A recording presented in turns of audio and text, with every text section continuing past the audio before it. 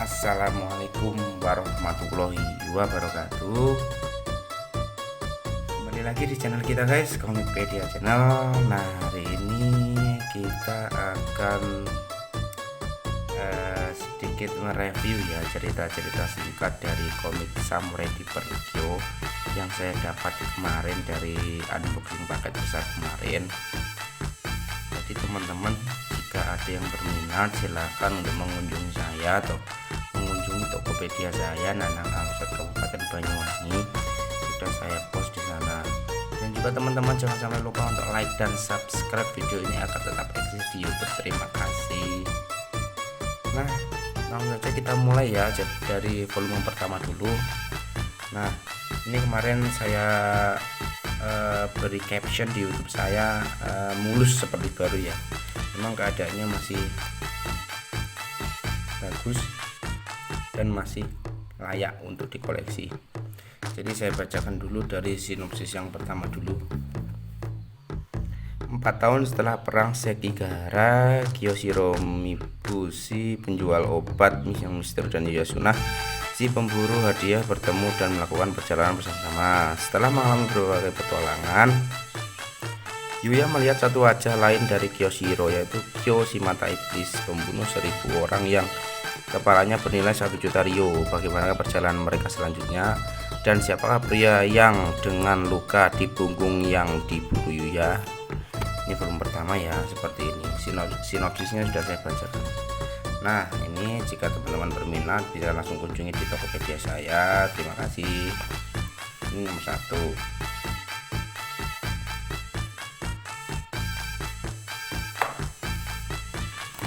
Nomor 2, covernya seperti ini.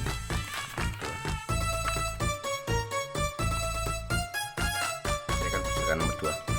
Jimon mulai menghabisi warga desa tempat buronan perang bersembunyi secara membentang. Kiyoshiro yang sedang berada di desa itu disiksa habis-habisan oleh Jimon. Kiyoshiro yang telah bertahan di bawah tekanan Jimon akhirnya melontarkan sebuah kalimat yang sedang ditunggu-tunggu, yaitu dia akan datang, dan akhirnya dia pun muncul. 2. Ini nomor 3. Dengan satu kata dari Okuni, Kyo si mata iblis berhasil muncul ke permukaan padahal pedangnya tidak tercabut. Kali ini Kyo bangkit segera secara utuh dan Kiyoshiro tertidur pulas. Sisi depan dan sisi belakang telah berkali tempat. Misteri antara Kyo dan Kiyoshiro pun semakin terungkap. Nomor 3 ya.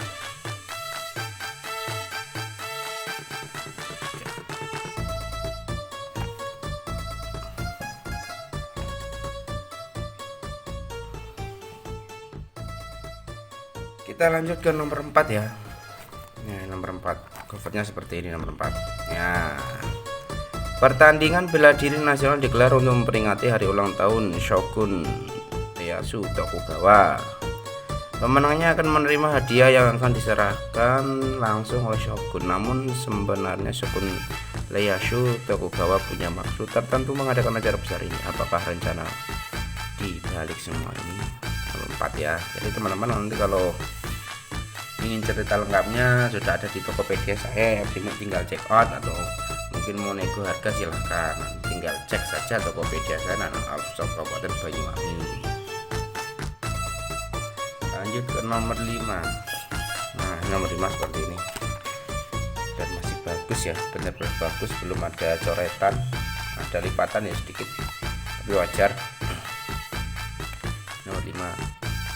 Setelah bertarung melawan Yukimura, Kyo mendapat informasi tempat tubuhnya disembunyikan oleh Kiyoshiro, yaitu di hutan Aokigahara. Namun ada kelompok misterius yang dikenal dengan sebutan Junishinsho yang menjaga tubuh Kyo di hutan itu. Pertaruhan apa yang akan dihadapi Kyo di dalam hutan Aokigahara? Nomor 5 ya guys ya. 6.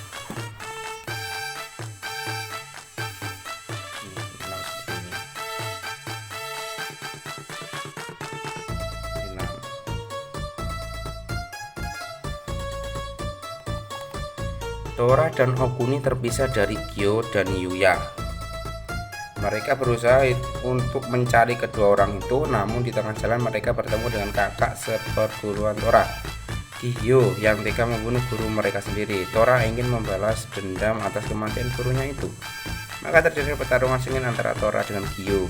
Sementara itu, Kyo dan Yuya sudah memasuki hutan Aokigahara. Dan kini Kyo berhadapan dengan Kubira, salah seorang anggota kelompok Shiseiken yang sedang memburunya. Nomor 6. 7. Sasuke menyadari bahwa dirinya dan Kyo tidak hanya memiliki nafsu membunuh yang sama besar. Mereka juga masing-masing menggunakan salah satu dari 4 pedang Muramasa yang terkenal. Keduanya langsung mengadu kekuatan untuk menentukan siapa di antara mereka yang memiliki pedang Tenro yang dikabarkan telah digunakan membunuh ribuan orang itu. 7. 8.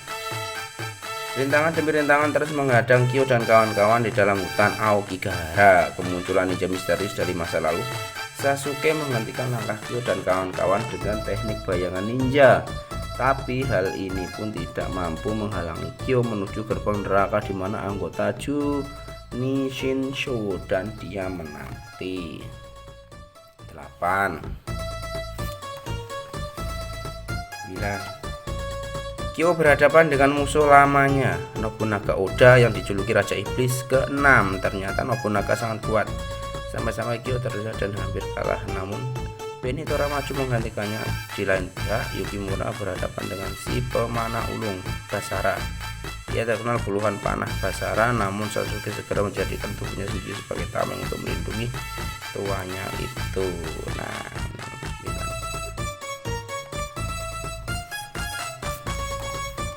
10. Kyo berhasil membunuh Nobunaga Oda dalam pertarungan pedang kematian. Anehnya, kepala Nobunaga Oda lenyap begitu saja. Shindara mengatakan bahwa klan Mibu sudah mengatur semua itu untuk membangkitkan si Raja Iblis ke-6 yang kembali beraksi untuk menguasai dunia. Kyo bertekad melawan Nobunaga Oda, musuh bebuyutannya itu, walaupun ia masih berada dalam tubuh orang lain. Ini 10. Ya, masih bagus ya teman-teman ya. Bukan rental, ini koleksi pribadi semua. 11. Nah, ini 11. Ternyata Bontenmaru adalah salah seorang anggota Shiseiken, sama seperti Kyo. Dia mengajak Kyo untuk menemui Muramasa, pencipta pedang milik Kyo dan Sasuke, sekaligus guru Kyo. Ada apa sebenarnya tiba-tiba Murasama ingin bertemu dengan Kyo yang saat ini sedang mencari tubuhnya. 11. 12. Kyo nyaris kalah melawan Shinrei jika tidak diselamatkan Muramasa. Tapi sebelum menghilang, Shinrei sempat memasukkan naga air ke dalam tubuh Yuya lewat ciuman. Naga air itu akan merenggut nyawa Yuya dalam 60 hari. Apabila Kyo dan kawan tidak berhasil menggagalkan rencana besar klan Mibu, yaitu membunuh Ieyasu Tokugawa dan menghancurkan tubuh Kyo, si mata iblis.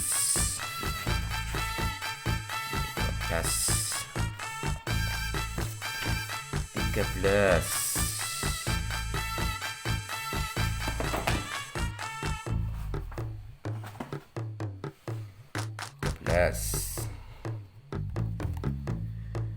Bontenmaru tertantang untuk bertarung secara serius melawan Hotaru, salah seorang anggota Seiseiten seperti dirinya juga. Setelah Hotaru mengungkit masa lalunya yang misterius, ternyata Bontenmaru membunuh ayah dan adiknya sendiri. Misteri masa lalu Bontenmaru pun mulai tersingkap. Nomor 13 ya teman-teman ya.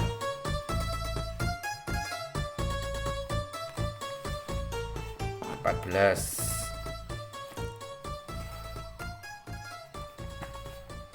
Kyo sudah melewati berbagai rintangan untuk bisa sampai ke tempat si Raja Merah dan bertemu dengannya. Ia berharap si Raja Merah bersedia melepaskan mantra yang mengikat tubuhnya sehingga ia bisa kembali ke dalam tubuhnya sendiri. Di lain pihak, hidup Yoya semakin pendek dan kini tinggal 12 jam lagi.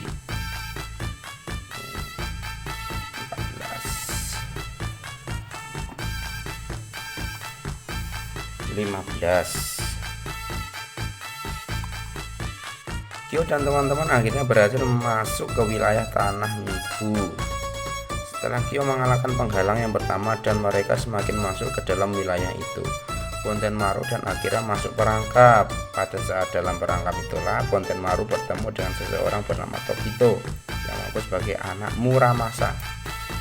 Ini yang selanjutnya ya, 15. Lanjut. 16. Pertarungan Kyo versus Hotaru di Goemon berlangsung sengit. Hotaru yang sangat mirip seperti Kyo yang dulu, yang percaya bahwa kesepian akan melahirkan kekuatan tak terbatas, merasa kecewa menghadapi kenyataan bahwa Kyo sekarang sudah berubah. Keinginannya hanya satu, mengalahkan Kyo lalu menumbangkan si Raja Merah. Ini nomor 16 ya, covernya seperti ini, bagus ya covernya ya.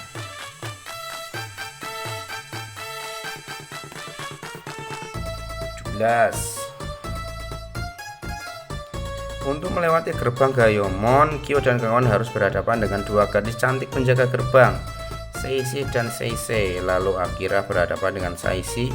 Namun betapa tangguhnya gadis itu sehingga Akira yang hebat pun semakin terdesak. Di sini Bonten Maru membuka rahasia Akira yang buta tapi sangat tangguh melebihi samurai biasa itu. Kenapa Akira buta? Ini 17. 18.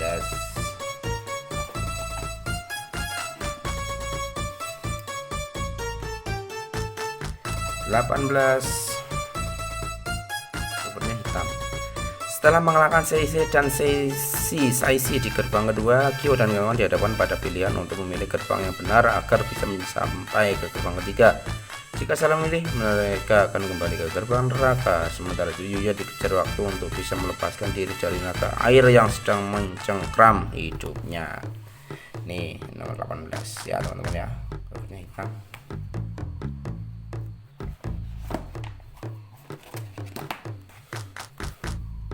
19. Kyo hampir mati melawan Chinmei di gerbang ketiga, tapi untungnya jurus Susaku masih lebih tangguh dibanding jurus Jinsei Koge Tenkyu milik Chinmei. Di gerbang keempat, Bonitora menawarkan diri untuk melawan Taihaku, pejabat tertinggi Goyosei. Sementara itu nyawa Yuya tak bisa menunggu lagi. 19.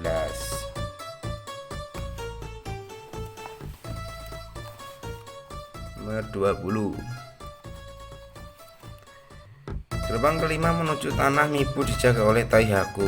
Bendora maju menghadapinya, tapi ternyata jurus tusukan 8 tingkat miliknya tidak mempan bagi Taihaku. Akhirnya ia pun membiarkan dirinya ditusuk agar dia bisa melihat gerakan lawan. Apa yang terjadi pada Benitora yang setelah ditusuk Taihaku?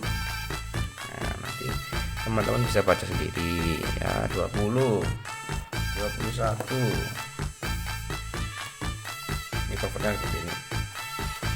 Percuma, tarian pedang sudah terbaca oleh Kyo pada pertarungan yang lalu. Kyo gak bisa menghindar dengan cara mengejamkan mata dan merasakan gerakan aura pembunuh dari gerakan musuh.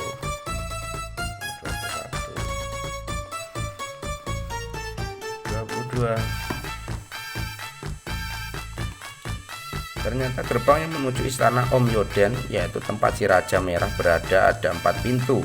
Kyo dan kawan-kawan tidak tahu gerbang mana yang benar-benar menuju ke tempat tujuan mereka. Akhirnya rombongan dibagi jadi 4 kelompok kecil. Apa yang dihadapi masing-masing di balik gerbang itu? Ini 22.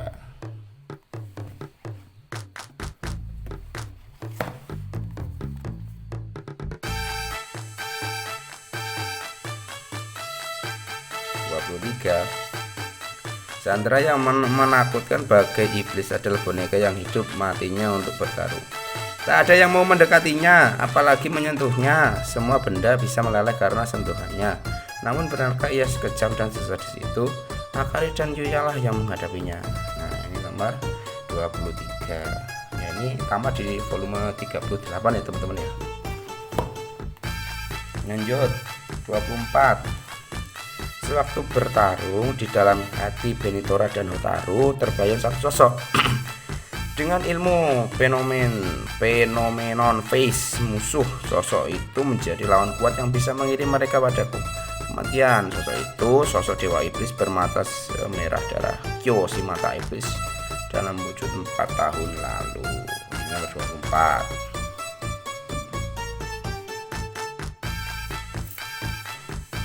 25. Ini covernya seperti ini ya. Pintu yang dimasuki Yuya dan Akari buntu.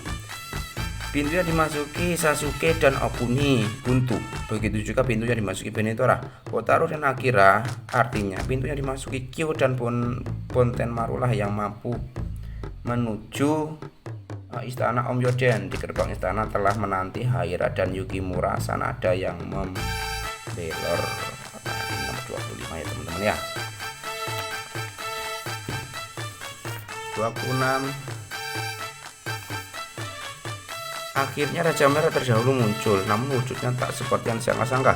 Sementara itu Pontenmaru yang sedang bertarung ternyata tangguh juga, sehingga ia dijuluki dewa binatang buas. Satu-satunya orang yang sanggup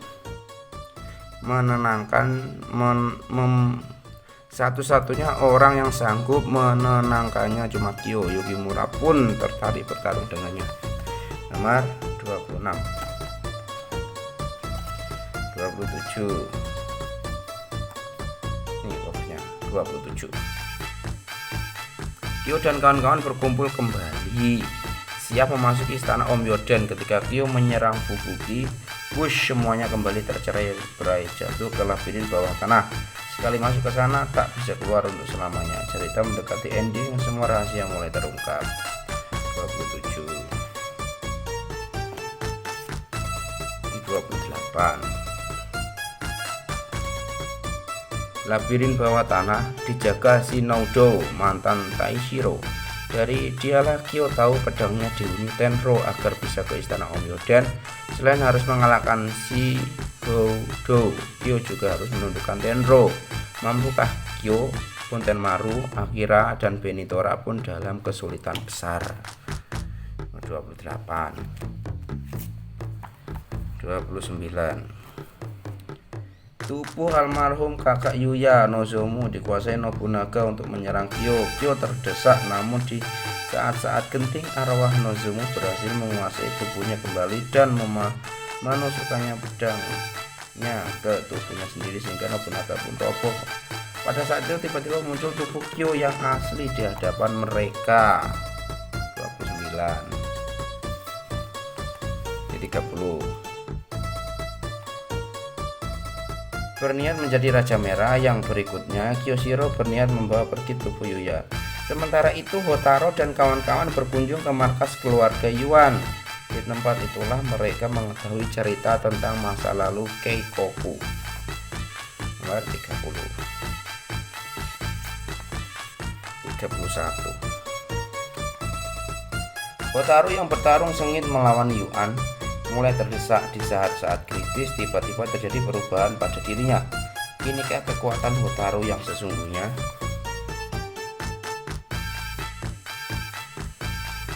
32. Kyo dan kawan-kawan bergerak menuju bagian atas menara. Rupanya Tokito sudah menanti di sana. Ia hendak bertarung dengan Kyo, namun Akira ingin bertarung sendirian melawan Tokito. Mulanya Akira tak bisa menandingi kehebatan Tokito, namun Benitora datang mengembalikan pedang dan rasa persahabatannya yang hilang. Ini nomor 32. 33. Asal-usul Tokito akhirnya terungkap dan rencana rahasia klan Mibu pun dimulai. Sementara itu, sesuai janjinya pada Kyoshiro, Yukimura bertarung mati-matian melawan Raja Merah terdahulu demi melindungi Sakuya. Nomor 33. 34. Pertarungan mati-matian melawan Fubuki dan Hashigi, rahasia terbesar klan Mibu pun akhirnya terungkap. Sementara itu, kekuatan Tenro membawa Kyo pada Raja Merah yang pertama. Nomor selanjutnya 34. 35, mendekati ending ya teman-teman ya. Semuanya tidak berdaya ketika berhadapan dengan kedua Tenchi Taishiro. Saat itulah Kyo muncul dengan mata merahnya. Apakah klan ibu akan menemui kehancuran di tangan Raja Merah terdahulu? Di depan Kyo dengan mata merahnya yang dibakar api kemarahan telah menggadang sosok pembunuh yang terkuat. 36. Takdir akhirnya mempertemukan kedua Kyo dalam satu pertempuran terakhir, pertemuan yang akan mengakhiri perseteruan selama ini. Nah, ini nomor 36. 37. Jurus Konjiki no Kaze pun dilepaskan. Ingatan masa lalu Kyoshiro muncul di tengah pertarungan. Tidak puas dengan perkembangan keadaan, si Raja Merah terdahulu pun turun tangan. Nah, ini nomor 37.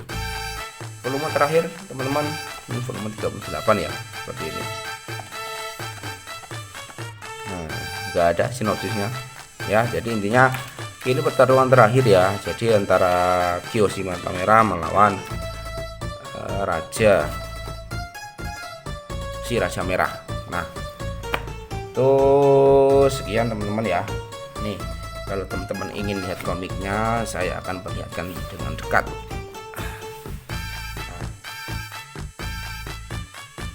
Jadi ini teman-teman ya, komiknya ya masih bagus, masih mulus, dan masih layak untuk dikoleksi, dan saya yakin teman-teman pun nggak akan kecewa karena komiknya masih bagus sekali. Nah teman-teman, kalau ada yang mau dan minat komiknya, silahkan kunjungi toko saya, boleh di Tokopedia Nanang Also Kabupaten Banyuwangi. Kurang lebihnya saya mohon maaf. Saya akhiri billahi taufiq wal hidayah. Wassalamualaikum warahmatullahi wabarakatuh. Sampai jumpa.